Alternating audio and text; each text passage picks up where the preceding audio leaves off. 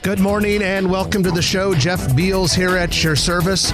And we are brought to you by Dingman's Collision Center and D&M Roofing and Siding. Ladies and gentlemen, you will not find another show in the metro area that talks about what we talk about, and that is real estate, construction, business expansion, overall just the growth and development of your favorite city. We're all about making Omaha more vibrant and more prosperous, and the man that helps me talk about that on the radio every Saturday morning, legendary real estate deal maker in the flesh, Trenton Magid. Good morning, ladies and gentlemen. Good morning, Mr. Beals. Well, good morning to you. And our city is going. I tell you, when I was putting the show together this morning, I actually ran out of time. I mean, there's not enough time in the hour for us to talk about the things I would have liked to talk about. And so we'll just kind of hit the highlights. And I'll tell you what, one of the big things last night, first night for Steel House Omaha, I was not there, but in talking and reading about people who were, sounds like it was a huge hit. It was the Killers. It was the Killers. And so Steelhouse Omaha, over $100 million investment located immediately northeast of the Hullen Performing Arts Center. There were people lined up yesterday morning to get general admission tickets. One of the TV stations interviewed some fellow from the UK who was in Gary, Indiana to see a concert, and he wants to see a concert in every U.S. state. And I guess Nebraska last night, Omaha, Steelhouse Omaha was number 30-something. Anyway, drives 1 hour sleep, in line by 5 a.m. yesterday morning to be able to get into the Steelhouse to see the Killers. I hope he got in. I hope he did too. He was, from what I understand, he was pretty early in line, so he was probably okay. Slept right through it. Well, we have a restaurant review this week. Sarah Baker Hansen writes a column for us every other week called Grow Omaha Eats, in which we talk about eating and drinking and dining and visiting some of the best restaurants in town. It's brought to you by Cheer Athletics. Cheer Athletics is the nation's #1 all-star cheer gym. They have 12 locations nationwide, including the one here in Omaha, which is located near Highway 50 and 370 in Papillion. If you're ever looking for a great organization that really develops kids and teaches them sportsmanship, leadership, communication skills, how to compete and get through life, go to Cheer Athletics. So this week, it was the 38 best restaurants in Omaha. It wasn't really a traditional Sarah Baker Hansen review. She is commissioned and charged by Eater magazine, eater.com, to write the Omaha review. And it's kind of an Eater thing where you do the 38 best restaurants. And so it'll be interesting. You know, people will probably debate, you know, if they agree with all 38. Right. And they didn't rank them. It was just kind of, here's 38 restaurants that you must go to, because it would be really hard to rank them. Yeah, they're listed from west to east in Omaha, and it's everything from coffee shops to upscale bars to, you know, the fine dining places. So if you'd like to check it out, just go to growomaha.com, and in the navigation bar, you will see the word EATS, E-A-T-S. Click on that. You can see that and all of the other reviews that Sarah has written for us in the past. Anything stick out to you? Not really. I agreed with. Now, I'll be honest. There were a couple restaurants on the list that I've yet to go, and I'm a little bit ashamed of that. But of the ones that I have been to, I think she was spot on. They were all great places. Now, I didn't know if I did enough due diligence to figure out restaurants that weren't on there that I think should have been. I'm sure there were a couple. A couple that might have been missed, or there's only so many she can put on the list. Yeah, I'm not sure how she decided it was 38 and not 35. I kind of think 40. that might be an eater.com thing. Okay. I'm not sure about that, but I think eater.com might be like, it declares it being 38 or something like that. But she would know if that's true or not. But, you know, it's opinion sort of thing. So, and I generally like Sarah's opinions about restaurants, agree with them probably 90% or more of the time, but there might be some that I would put on the list that she didn't. Everyone's got a unique palate. Well, let's go into our news of the week, which is brought to you by Eagle Mortgage. Eagle Mortgage is in the mortgage business, as the name would indicate. And so they help you get those home loans. And it doesn't matter whether you're going to go conventional loan or if you're going to do like FHA, VA. They even have a couple other ones that they do. The main thing is use them because they do such a great job. As a mortgage broker, they shop the market. They don't have to be, they're not tied in or beholden to one bank, so they can get the best deal for you. And they're very customer oriented, so you can sit down with one of their mortgage brokers, figure out what's right for you. They communicate with you. They help you through the whole process and just do a good job of it. You can find them in person at the Eagle Mortgage office, 114th and Davenport, or online at eaglemortgagecompany.com. Well, there were a couple big stories this week, Trenton, but we're going to start with Civic Square. This is the Civic Auditorium site downtown, bordered by 17th, 19th Street, Chicago Street, Capitol Avenue. A couple of years ago, it was announced... 9-acre site. Thank you. A couple of years ago, it was announced that White Lotus would be the developer. And then we've been waiting a little bit about details. And those details, or at least some of them, were released this week. Looks like it's going to be about a $2 million project on 4 city blocks. As you said, that equates to 9 acres. $2 million? 200? Yeah. Yeah. Did I say 2? 2 million. Yeah. $200 million. Same thing, just a couple of zeros.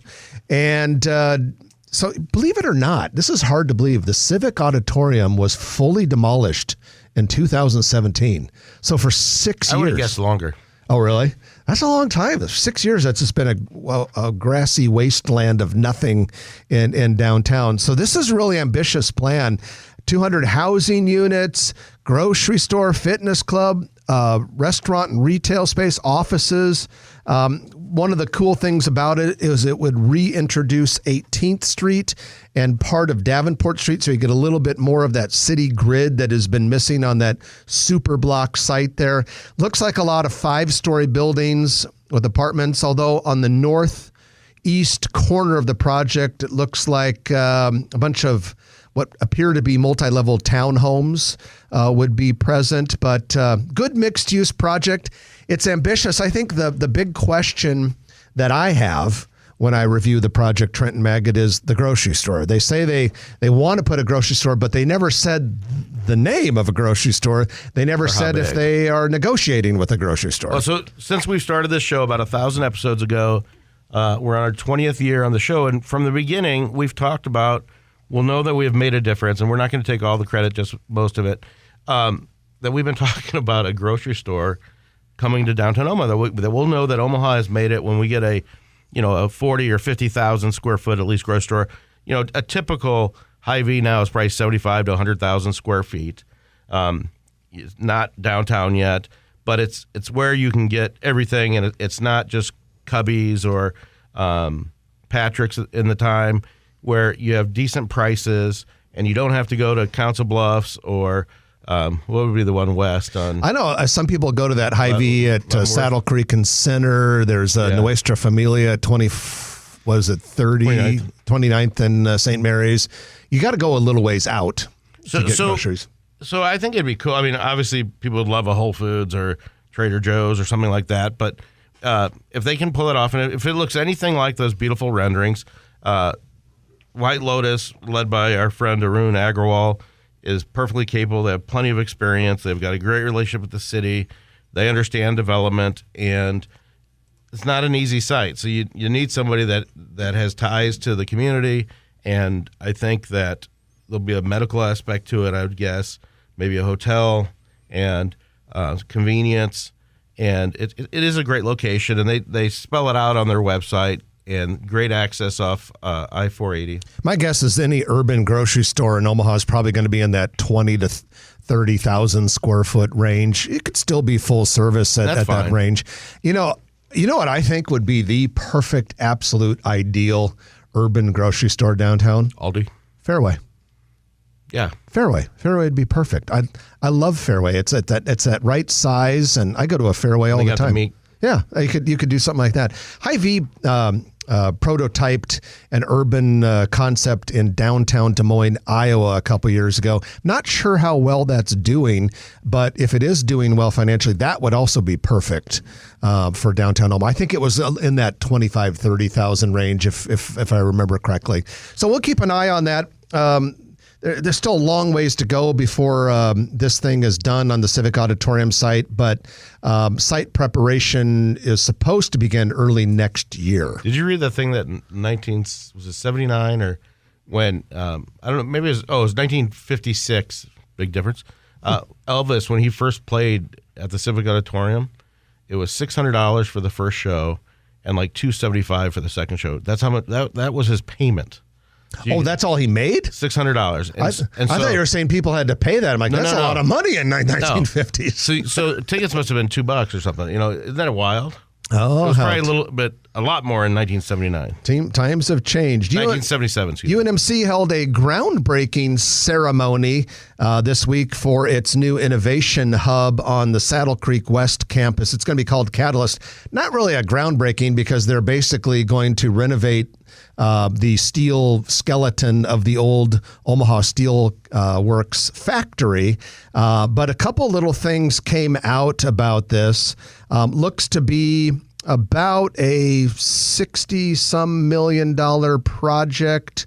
It would have 670 full-time jobs that would be in the building. And the Med Center plans on relocating its Unimed and Unitech organizations, which are the groups that basically bring academic research into marketable private business.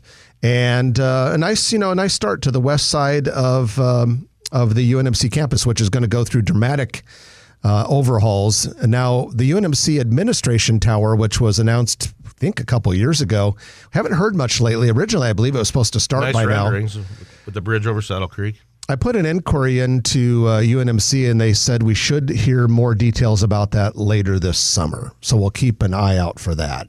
Great projects. So the City Council has chosen Leo A. Daly for site selection and design of the combined police and fire headquarters. The city will pay Leo A. Daly $3 million for this. Presumably, the project will be in or very close to downtown Omaha. It would require a vote of the public. The plans are, if all goes well, to open this thing in 2027, which will be here before you know it. So Trenton, the police headquarters is currently between, Jackson and Howard at about 15th and 14th. And then the fire headquarters is along Jackson between 15th and 16th. So they're next door to each other. Both of them are very aged looking and underwhelming in terms of providing the space that the two departments need. Where do you think this thing goes downtown? I think it goes close. I don't know if they could take one of them down and fit a taller building on there. But there's some response time issues, too, isn't there? I believe so. We had a listener write to me last week that was formerly with the city and talked about 4-minute response times or what have you. And if you look at the example building that Daly submitted to the city that could convey the potential scale of this building, no offense, but it struck me as almost ridiculous. And I say this as a guy that loves tall buildings. It was like a 20-story building that looked like a condo building they're putting in Lincoln that's planned for the Lincoln area. So I don't know what the deal is. I have a hard time seeing a police and fire headquarters being more than, 5 to 10 stories. But we'll see what happens. It'll be fascinating to see where it goes. You got to keep in mind, too, that the current headquarters that they want to get rid of are prime redevelopment candidates because they're in that streetcar zone with the new streetcar line. And my hope is that you would almost not put the new police and fire headquarters in that zone because it's like you would be taking away potential private development space for government. And, the government stuff doesn't pay any property taxes. So I don't know. It'll be interesting to see how that all plays out. They need a good location with access to the infrastructure, but they can't go too far away. They can't, yeah. But time will tell. All right, a couple other news items that we want to hit upon today. Construction is underway on a Class A medical office building at 119th and West Center Road. The new building is going up on the site of a former funeral home mortuary and got one tenant signed and apparently others to come. Is it a dentist, do we think? I always thought that was a dentist office going up, but it was conveyed as a medical building in social media this week. Maybe it is a dentist as the first tenant. Yeah, we'll find out. Could be. Let's see. Community Health Development Partners plans to redevelop a building that's currently used for indoor parking at 112 South 20th Street. So this is 20th and Very Dodge. visible building. Yeah, immediately southeast of Central High School. And the building's not even 30,000 feet. It's 3-level parking. So plans call for making the lower 2 levels health and medical office space, and then turning the rooftop, which is currently parking, into an outdoor event space. So that could be interesting. We'll keep an eye on that project. It better have pickleball. Who doesn't have pickleball these days? And finally, I got a proctologist's office, but I got pickleball for the people waiting. And finally, Kiewit Corporation will move at least 4 divisions from its current office space at 127th and I Street. Old-time Omahans would know this as the old Western Electric building. They're moving 4 divisions from that building to the PayPal campus near Interstate 80 and Giles. Doug Kindig, the mayor of La Vista, and I, and a lot of other people are loving it. I've got 3 lots for sale available right across the street from it, or right between that and the Nebraska Multi-Sports Complex. And they can have 900 to 1,000 employees there over time. They've got a little lake there. They've got a basketball court. And as someone who's been involved for 15 to 20 years in the Southport area, I show clients there all the time. And there's some great things going up. The Smash Park's going up. There's also a lot of attention on the 32 acres next to Alamo Draft House Cinema, and that's the west side. So the whole area is about 237 acres, and Kiewit is a welcome addition. Oh, yeah. It'll be a big shot in the arm for an area that's already doing very, very well. Of course, Kiewit's headquarters and Kiewit University will remain in North Downtown. And I also have a 6,000 square foot former bank space with a drive-through with great signage on the interstate right next to Cabela's as well. And that's your news of the week, brought to you by Eagle Mortgage, eaglemortgagecompany.com. And we're going to take our first break of the day. And when we do, we're going to come back and we're going to bring on our friend Jason Thiellen, who is the CEO of E&A Consulting, to talk about an important issue in Omaha. The lack of starter homes and the importance of getting people into home ownership and some related topics. We're going to talk about a nonprofit organization that Jason's part of. So this is a very important conversation for our future. You don't want to miss it. But you are listening to Grow Omaha.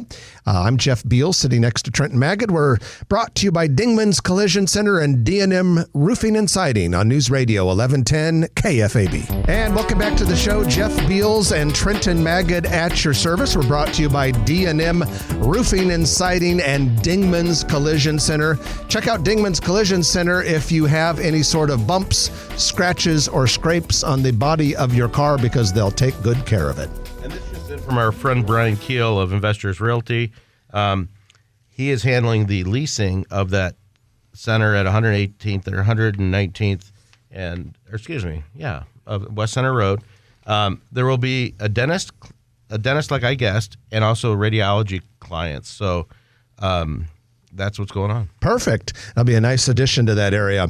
Well, we're going to talk about a very salient issue in Omaha right now, and that is housing and the availability of home ownership options for people, especially those who are just starting out or maybe are not the highest income households in the world. It's an important issue, and we have with us today Jason Thiellen, our good friend from E&A Consulting, CEO of E&A Consulting, civil engineering firm here in Omaha. Jason, welcome to the show. Thanks for having me. Yep. So, and colleague of Brad Williams, who's our frequent guest and a contributor. Yeah, Brad is correct. Yeah, he's been there a long Love time. it when Brad is on. We consider Brad like our number 3 guy on the show. And we don't want him to have any sort of inferiority complex because he's just number 3. He's our extremely important number 3. I thought you were saying he was like a 1B. He's like a 1B. He's in between. Yeah. Just so he doesn't step on number 2. Yeah.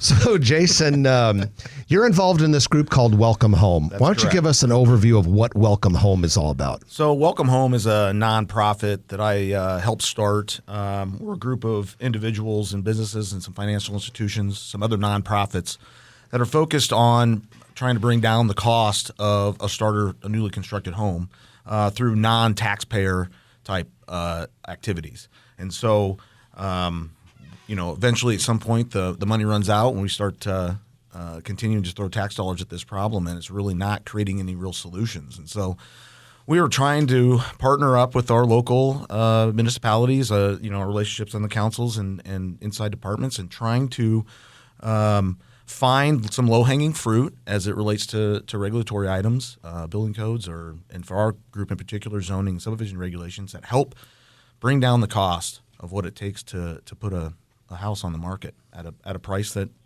most of us can afford. So let's start at the beginning on the issue. We see and hear of a ton of apartments going up. Mm-hmm. We hear that land prices are high, construction prices are high, interest rates have gone up over the last year, especially. Yeah. Are the developers are there? Is the government, and do a lot of people want people to? You hear that whoever they are wants everybody to rent and not own. Is that a misnomer? I don't know if that's a conspiracy theory or something, but I think what's happening in the market, and I go back to the 2008-2009 crash, it created everything came to a grinding halt here in our market in particular, and certainly out in the rest of the country. But what I witnessed, or at least went through, it just stopped, like somebody turned the faucet off. We didn't build any homes, and then we lost contractors and engineers and architects. And it takes 2 years really to take a farm and turn it into a neighborhood, right? Yep. I used to tell people 12 to 18 months, but it's now probably 2 to 24 months to 2 to 2.5 years. So it takes an amount of time. So when you stop the flow, and what happened is we quit building, quit developing, and then when things came back in 12 and 13, we were behind. Mm-hmm. And so now we're playing catch up. So that's a loss of product on the marketplace. I think what's causing this idea that we want people to rent versus own is just sheer price of a house. The average price last year of a house was, do you know what the average price of a newly constructed house was last year? I will guess $300,000. What do you think? I will guess right about the same. $476,000. In Omaha, Nebraska. That's correct. You can tell it's been a while since I've been in the home searching market. Those are not starter homes. No. Well, we don't build starter homes though anymore, right? We're not even allowed to say starter homes. No, you're not. What do we call them? Entry level? No. First homes? Yes, maybe. So Jason, we have this shortage because Trent and I are constantly hearing from people. Sometimes it's the young professionals that work in our office. Sometimes it's Grow Omaha listeners, and they'll say things like, let's say you're a lower middle class type household, or you're a 25-year-old young professional that doesn't want to rent anymore, but you can't afford to go to that $400,000 house. First they look at existing homes. Well, the ones that are affordable, there's like a battle of multiple bidders to get those. So we've got this situation in our hands, and if you ask me, society is healthier when you have a significant percentage, a large percentage of the population that owns rather than rents. I mean, anytime people have skin in the game, it's good for Omaha, it's good for America. Completely. Talk to us a little bit about these issues and what's driving all this. Well, so if you're someone that's making, I know what we pay our young professionals, $75,000 to $100,000 a year, and you average mortgage, and if you're paying $476,000 for a house, which means if you're a first-time home buyer, right, and you use NYFA or Freddie Fannie, you get your first mortgage, and then your second is always a line of credit. Your payments, $3,000 a month. Mm-hmm. I mean, that is a massive. My first house was a Hearthstone home in 2004. We paid $147,000 for a 3-bedroom ranch, 1,400 square feet. Right, that house today is $450,000, and so I agree with you 100%. The reason why I'm passionate about this subject is lack of home ownership in any community is not good. If you have a community full of renters that have no skin in the game, they have no vested interest in making sure their community continues to thrive. Yeah, you want them to be sticky residents. You want Correct. them to stay here and not to be transient. And when they're leasing, sometimes it's just easier to pick up. They have less stuff. Yep. Mm-hmm. Yes, that is correct. And if you anytime you own something, you're going to take care of it. You have a vested interest in seeing things around it being better. That's what home ownership does for a community. Not that renting's bad. Everybody in the room has rented, right? Everybody's a renter at some point in their life. For years, I did. For years, yeah. And that's part of the process. But that first home, the ability for someone to buy that first home, it does so much for you in terms of just your economic health, but also for community health as well. For every $1,000 that a house goes up, almost 600 families can't afford the house. Wow. That's how tight this is in Omaha. that's a nationwide study. No, but the 600 people. You would apply that to Omaha as well. Back in the old Hearthstone days, they used to say for every $25 that the house, their mortgage went up a month, it would knock almost 100 people out of the ability to afford the house. And so when I talk to people, I ask them, that's a crazy statistic, was even back then, and I don't know if that's still true. When's the last time $25 meant that much to you? Yeah. A month. So what do we need to bring down the house of the price of the first home? Does it need to be down to $200,000? Yeah, that's. I know there's houses going up for sure that are $200,000 now or $150,000. Yeah, I'm not aware of that low of a house for sale in the marketplace. You got to take the wheels off. They no longer exist. You're talking about that. Yeah, you can't. Yeah, we don't do mobile home parks. That's for sure. That is one. Look, manufactured housing is a solution to this issue for sure. If you look into that product type, it really has come a long ways from what it was. So what's the resistance? 20 years ago. Well, and that's actually probably related to a lot of regulatory stuff, which we're going to talk to Jason about in the next segment. But we do have to break for our middle of the show news. And when we come back, we'll have our commercial real estate development spotlight brought to you by Nodal Companies. And then we're going to talk to Jason Thiellen of E&A Consulting and Welcome Home about some of these regulatory things that are standing in the way of homes being more affordable. You're listening to Grow Omaha, brought to you by Dingman's Collision Center and D&M Roofing and Siding. Back in a moment on News Radio 1110 KFAB. And welcome back to Grow Omaha, brought to you by Dingman's Collision Center and D&M Roofing and Siding. We are going to jump right into the commercial real estate development spotlight of the week, brought to you by Nodal Companies. Nodal Companies is based right here in Omaha, doing real estate development projects all over the United States, but the ones we really care about are right here at home. Exarban Village, Steel Ridge in the Gretna Papillion area. We've got River's Edge in Council Bluffs, the Village Point Medical Center, and many, many others. And the one we're going to talk about today, though, is the Builders District in downtown Omaha. This is part of North Downtown. It's where Kiewit has its world headquarters and Kiewit University. A lot of other things happening in that Builders District. And we've got a construction update. The Mass Timber office building, planned for 1501 Mike Fahey Street, has gone vertical. Yes. Yeah, so it was really cool. We'll post a picture of it on the Grow Omaha Projects page this weekend. But we were down there yesterday, and they are working already on the second floor. So it's a mass timber building. So if you look at it, the vertical supports are wood beams. They're wood timbers. Now the horizontals are steel beams, but it's cool to look at it if you're in that 15th and Mike Fahey, 16th and Mike Fahey area, and you're a construction nerd, go and take a look at that, because it's really cool to see those wood verticals holding up the building. But it'll be a nice multi-tenant office building, 5 stories when it's done, but it is going vertical. And that is your Nodal Companies Development Spotlight of the Week. We have with us Jason Thiellen. He's the CEO of E&A Consulting, civil engineering firm, and he's a volunteer leader of Welcome Home, a group that is encouraging home ownership and the construction of new housing for ownership for people at different income levels. And Jason, when I think about this shortage and this problem we're having, I sit here and I think to myself, why can't some developer just go get, a nice big chunk of land somewhere and shrink the lot sizes and use common amenities, put more houses per acre on the property, and boom, problem solved? Well, it's not so easy.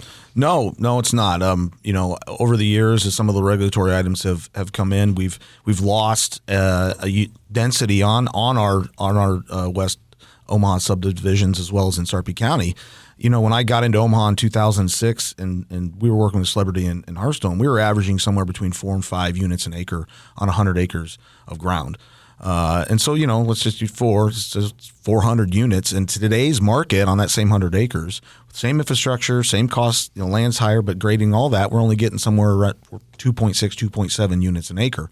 Some of that has to do with the house size. Some of that has to do with regulatory items. A lot of those regulatory items are federal, though. They're out of our local control, but there are some local things we can do.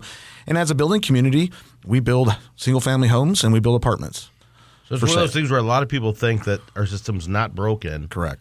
And why should we fix it? But you're saying when it's not affordable to more people, it's a problem.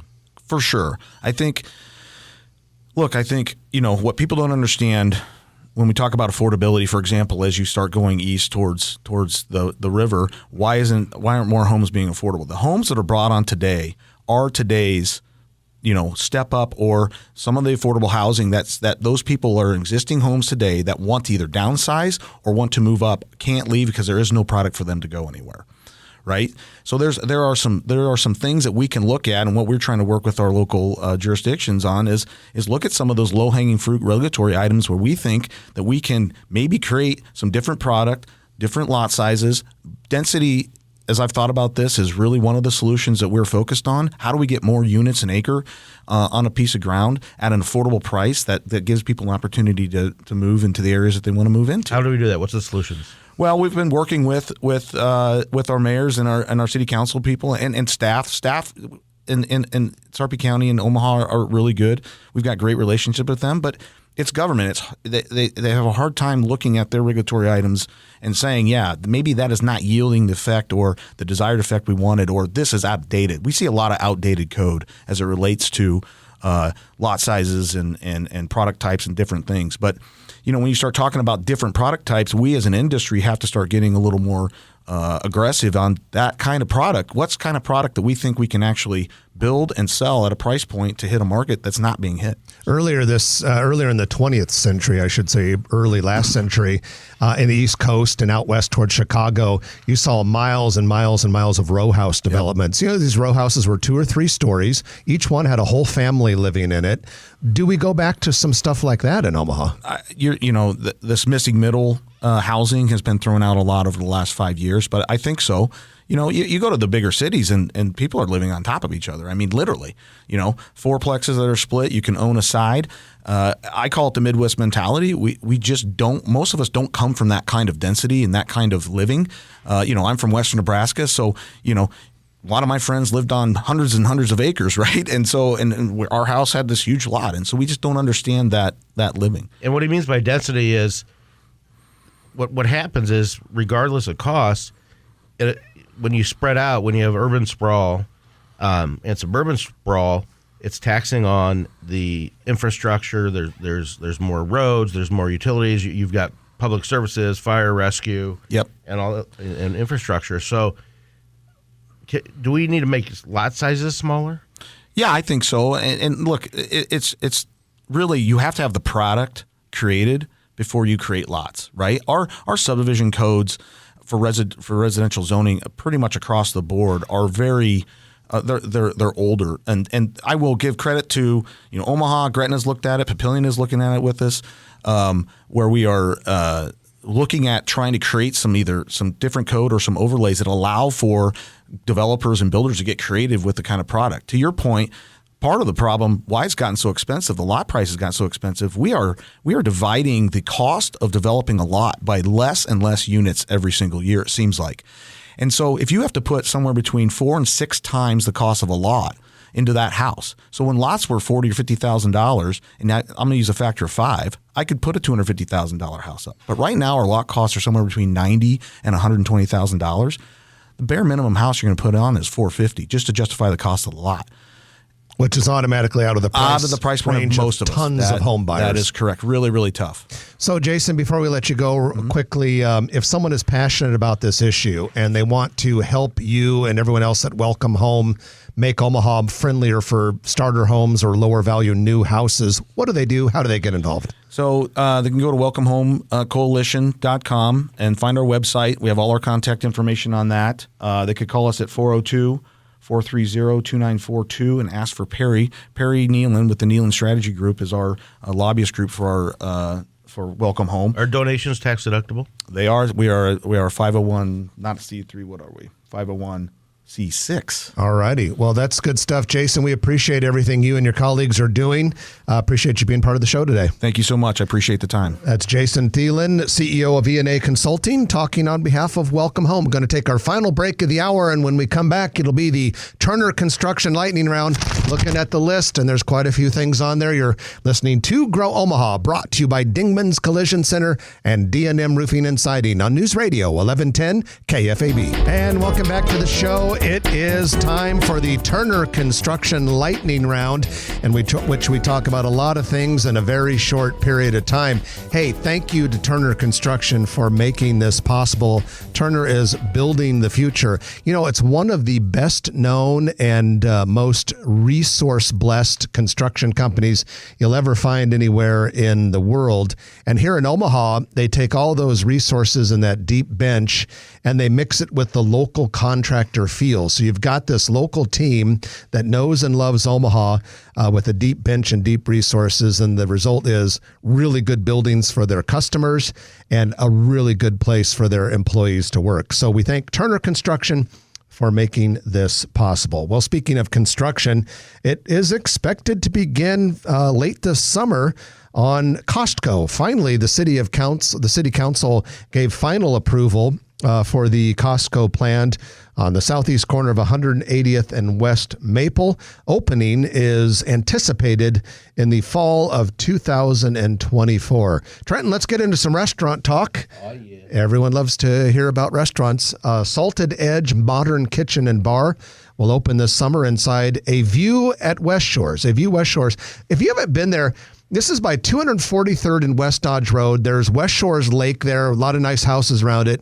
A View West Shores is a convention and meeting facility. It's impressive. This restaurant will be inside that.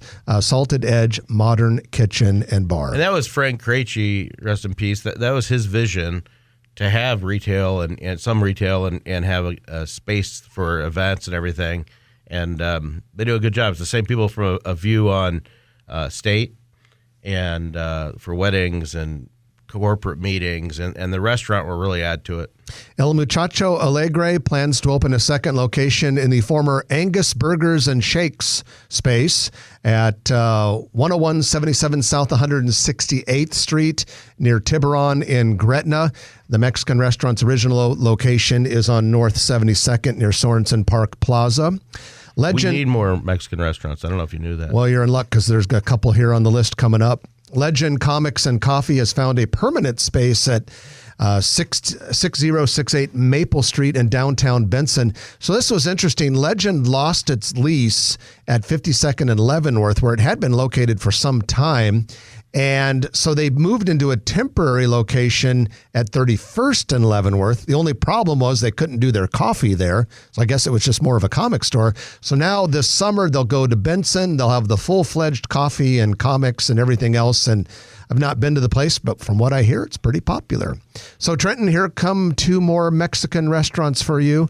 First of all, El Taco Loco plans to open at 138th and P Street. It's located right next to Corner Kick. It's a locally owned restaurant, serves Mexican street tacos as well as burritos, quesadillas, tortas, tamales, and the usual fare. Early reviews indicate that it's pretty good. Bomb Taco Taqueria and Cantina is now open in the former Burrito Envy space at 123rd and West Maple. We're going from burritos to tacos. The original Bomb Taco is in Papillion, which took over another Mexican restaurant space there as well. Well, we now have a soft opening date for the Wonton John's Bricks and Mortar location on 61st Street, just south of Maple in Benson, May 20th, a week That's from more today. breakfast and lunch food, right? Well, I don't know for sure, but the music is playing, which means that we've got to wrap this thing up. I hope everyone has a wonderful Mother's Day weekend. I'm Jeff Beals. And I'm Trenton Magid. You've been listening to Grow Omaha, brought to you by Dingman's Collision Center, D&M Roofing and Siding, and Turner Construction. We'll chat with you next week at 9 o'clock right here on News Radio 1110 KFAB. If you like this video, be sure to hit those like and subscribe buttons. And remember, Grow Omaha is not just media. This is a mission. We are trying to build up Omaha and make it an even better place. We can only do that with your help. Share this video with your friends, neighbors, and family.